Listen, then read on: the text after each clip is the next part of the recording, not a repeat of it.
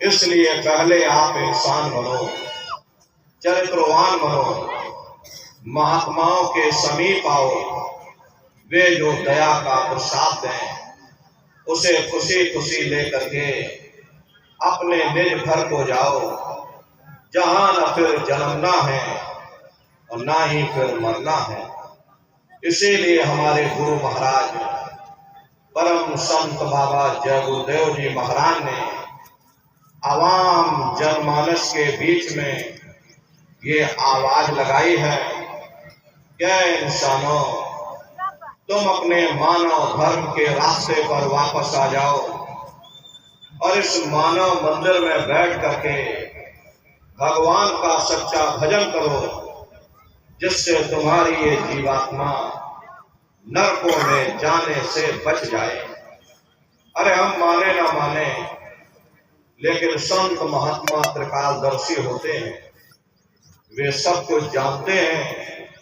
अगर हम उनके वचनों को मान जाएंगे तो हम लोग बच जाएंगे, नहीं तो खाई और खंदक में जा करके गिर जाएंगे।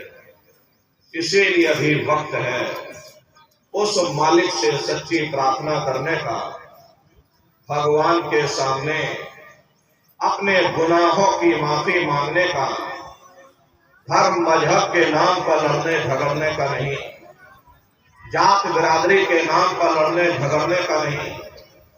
अरे हमने बहुत लड़ लिया, बड़े बड़े झगड़े और फसादे की, बड़ी बड़ी नुक्ताचीनी की, सिवाय नफरत के हमको क्या मिला। नफरत की ऐसी ज्वाला जली जिसमें घर जल गया, परिवार जल गया, समाज जल गई, जातियां जल।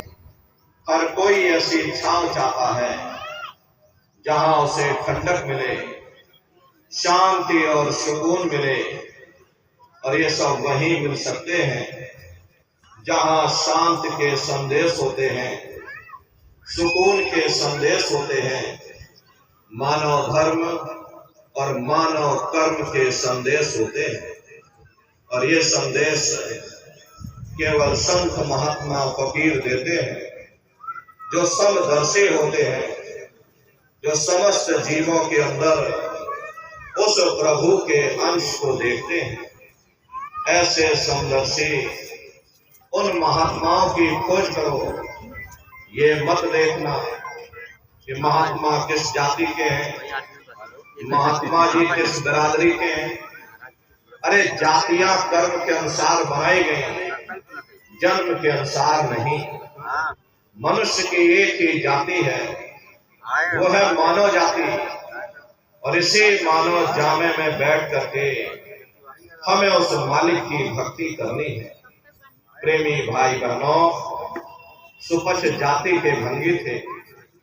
रैदास जी महाराज जाति के हरिजन थे और मीराबाई जाति की छत्राणी थी। अगर वे सब उस मालिक को प्राप्त कर सकते हैं तो आप भी उस मालिक को प्राप्त कर सकते हो। लेकिन बगैर महात्माओं के, बगैर गुरु के कोई भी जीव इस संसार समुद्र से ना कोई पार हुआ और ना ही कोई हो सकता। ये समुद्र ऐसा है